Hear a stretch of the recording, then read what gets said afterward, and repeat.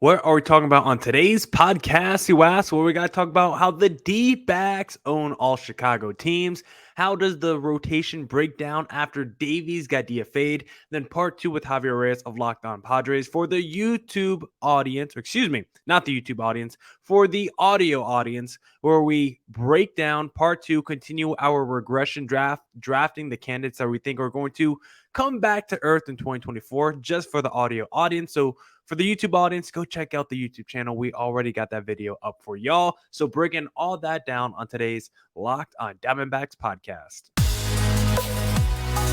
You are Locked On Diamondbacks, your daily Arizona Diamondbacks podcast, part of the Locked On Podcast Network, your team every day.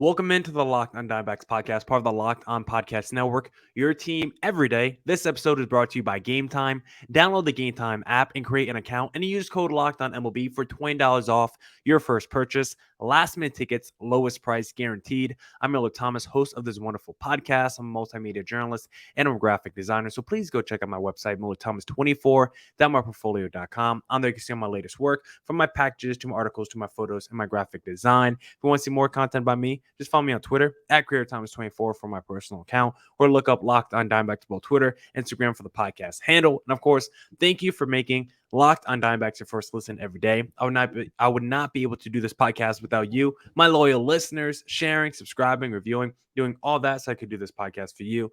Thank you. It's free and available on all platforms, so please continue to tell your friends. One of those platforms is YouTube, so please hit subscribe to the Locked on Diamondbacks YouTube channel. Now, for today's podcast, we'll talk a little bit with Javier Reyes of Locked On Padres later in the pod. We'll continue our regression draft, part two of that draft. So that will be later in this podcast for the audio audience, but for the YouTube audience, you got to go to Locked On Diamondbacks on YouTube to see the regression draft. But for today's podcast, we're going to be starting with the D-backs' first two games against the Chicago White Sox, and just overall how the D-backs are playing right now, because this D-back squad, I don't know why, but they own these Chicago teams. Because against New York, I don't know why, two major cities right in the country of America, D-backs hate traveling to the East Coast. They're not East Coasters. They don't like traveling through those different time zones.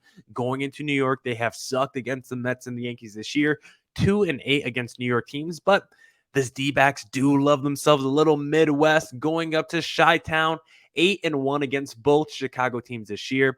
And once again, the D-backs, first two games of this series against the White Sox, I mean, have just looked so good, and it's been a complete effort through the first two games. Really perfectly balanced first two games for the D-backs, because that first game, I mean, you saw offense galore, right? 12 hits, 15 runs, 4 for 9 runs with runners in scoring position. You had someone like Christian Walker just put together an all-time performance. Like, this is someone who is going to be a free agent in a couple years. I am so curious to what the D-backs want to offer him, what he can get on the open market, because this is someone who is underrated in Major League Baseball. But when he's on your team like the D-backs, I mean, he's going to have another season with near 40 home runs. He's got 3 seasons now with the D-backs where he has at least 29 home runs. Another season where he's going to be one of the best defensive first basemen, if not the best defensive first baseman in the sport. Power, got some clutchness. I mean, could work on the clutch factor, but 3 for 5 in game one, 2 home runs, 6 RBIs, 3 runs, like an all-time performance by Christian Walker in game one. Also saw a little Corbin Carroll in not too much in game one, but just overall, Corbin Carroll the last couple of weeks had just been on a tear. One of my predictions on Friday's pod was Corbin Carroll was going to carry this offense down the stretch. And it's been a lot of different people. Like I just said, Christian Walker has been part of the mix, part of the contributions to this D-backs offense over the past couple of weeks. But Corbin Carroll has been the catalyst for this D-backs offense. Hitting at the top of the lineup, getting on base, 16 for his last 44 at bats in the last 10 games. Corbin Carroll is heating up toward the end of the season. And if you look at his slash line right now, 285, 361, 505, like this guy is going to have, I mean, with the way he's playing, if he continues on this pace, because he has 8 of his last 11 games, I think he has a hit, with like half of those being multi-hit games. Like if he continues on this pace, he might finish with like a 295 average, like a 880 OPS and have that 27 home runs, maybe like 55 stolen bases. Like the counting numbers that Corbin Carroll is going to put up at the end of the season for a rookie, it's just going to be absolutely insane. I'm so curious to see what kind of numbers he can put up in year 2. Hopefully we don't see a sophomore slump from Corbin Carroll, but offense really elite in game 1. Game 2 took a little bit of a step back, but we got to see the pitching really step up because you had Brandon Pfaadt put together another spectacular performance. I think he has back-to-back starts now with at least 8 strikeouts. I have to double check, but it seems like Brandon Pfaadt's starting to get a little bit more comfortable up there on the mound with more he pitches throughout the season. I mean, we saw him to start the year, right? Brandon Pfaadt was so bad, gave up so many home runs early in his career, and he's still very home run prone. I mean, there were some pitches today you're like, that one was probably a little bit too high in the zone for me, Mr. Pfaadt, but considering how many home runs he can give up, I mean, he did give up 2 in his most recent start against the New York Yankees. But I do think Brandon Pfaadt has been pitching better here down the stretch. 2 of his last 3 starts have been shutouts for Brandon Pfaadt. So I do like to see that. Like I said, I was correct. Back-to-back starts where he has at least 8 strikeouts now. So I think we're starting to see Brandon Pfaadt emerge here. I still think he's a big work in progress, but do like to see him heat up just a little bit as we enter the postseason. And then also, bullpen was really good in both of these games. In game 1, the bullpen was almost flawless. Ryan Nelson did give up a couple.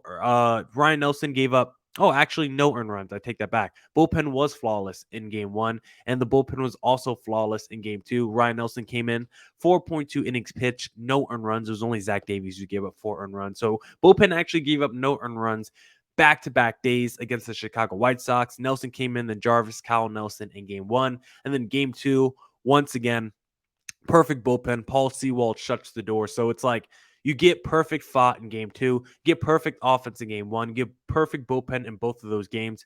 But guess who wasn't perfect specifically in game 1 because he started the game?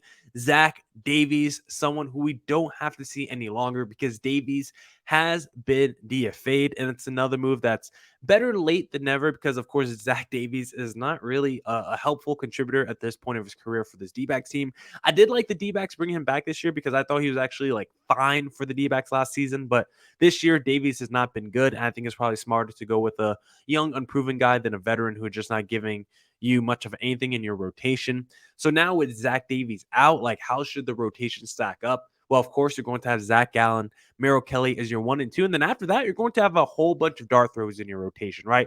I'm guessing maybe a Brandon Pfaadt, pitcher number 3 in this rotation. 2 of his last 3 starts, like I said, have been shutouts. The strikeout numbers start to tick upward in the right direction. So I could see Brandon Pfaadt as your number 3. Maybe go with Ryan Nelson as your number 3, but I think Nelson's probably going to have a spot in this rotation, whether it's the number 3 or number 4, because there's no more Tommy Henry. There's no more Dre Jameson. I think Ryan Nelson, if Pfaadt's already going to be in the rotation, I think Ryan Nelson's the other logical answer for another spot in this rotation. 3 of his 4 outings in the month of September have been good. He did look good in game 1 against the... sorry about that. That was my nickel that I like to play with during my podcast.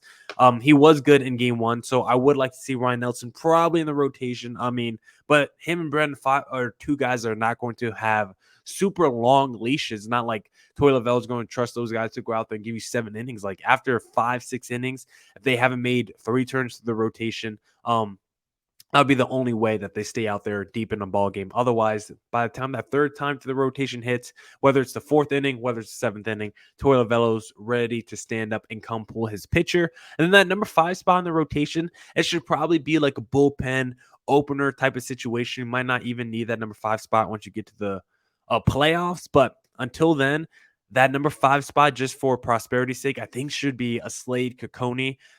I'm still a Slade Cecconi believer just because what I've seen from him this year, he's been good. He's only had 1 bad outing this whole year where he gave up like 6 earned runs over like 3 innings pitched. I think if you do a little opener situation with a Slade Cecconi and Bryce Jarvis, I think that's just the perfect pair of guys to round out your rotation because you're going to have a lot of young, inexperienced dart throws in this rotation after Merrill Kelly. And I don't know how much trust you can have in those guys once you get to the postseason. Like you're going to need those guys to either play better than expected, or you're going to need your offense to just play lights out, or you're just going to need your rotation to do enough to get you to the bullpen. Probably a combination of all three, but it's going to be a shaky D-backs rotation as we enter the playoff stretch. D-backs desperately need to address their rotation concerns in the offseason. Hopefully a guy like Brandon Pfaadt could take a step forward, but him, Ryan Nelson, and everybody else that we've seen have looked kind of shaky. So I don't know how much trust you have in these youngsters, but I would like to see at least one of them get another crack in the rotation next year, probably a Brandon Pfaadt. And then for the D-backs finale against the Chicago White Sox, you got Bryce Jarvis bullpen game. If he could give you 3-4 innings strong, you would feel good about that as a D-backs fan. Hopefully the D-backs will go out there and get the sweep, because as you currently look at these standings, I'm recording this with games still going on, but the Cubs are up 3-2, bottom of the 8th against the Atlanta Braves, so they might win that game. The Miami Marlins, let me see. Yeah, I have the right data. The Miami Marlins are currently playing the New York Mets, and they are tied. Do they have a doubleheader today? They probably do because of all the bad weather in New York. So they already lost one game to the New York Mets today. Hopefully the Marlins can lose 2 games to the New York Mets. That would actually be pretty big time in the standings, because the Marlins, as it currently stands, they are let me pull up the wild card standings. As it currently stands, the Marlins are 1 game back of the Cubs for the 3rd wild card spot. So they're 2.5 games back of the D-backs. If they lose the second game, they'll be 3 games back of the D-backs. Cubs, if they lose this game against the who are they playing again? The Atlanta Braves. The Cubs would be 2 games back of the D-backs. So D-backs could potentially build themselves a little cushion with 2 losses tonight from the Cubs and Marlins, and then the D-backs can sweep the Chicago White Sox with a win at the time of you guys listening to this podcast today. The D-backs will be sitting pretty as they enter the final stretch of the season. And I guess they are up 4 games with 3 games left. Like, the D-backs are getting pretty close to clinching it here. Like, I probably should have the D-backs magic number pulled up. I wonder if I could pull it up quick enough on this as we're doing this podcast so I could show it to you guys. But the D-backs magic number is getting pretty dangerously low. Magic number now drops to 3 for the D-backs for them to clinch a playoff wild card spot. So the D-backs, only a couple more wins that they need, and let's go get it started with a series sweep against the Chicago White Sox tomorrow.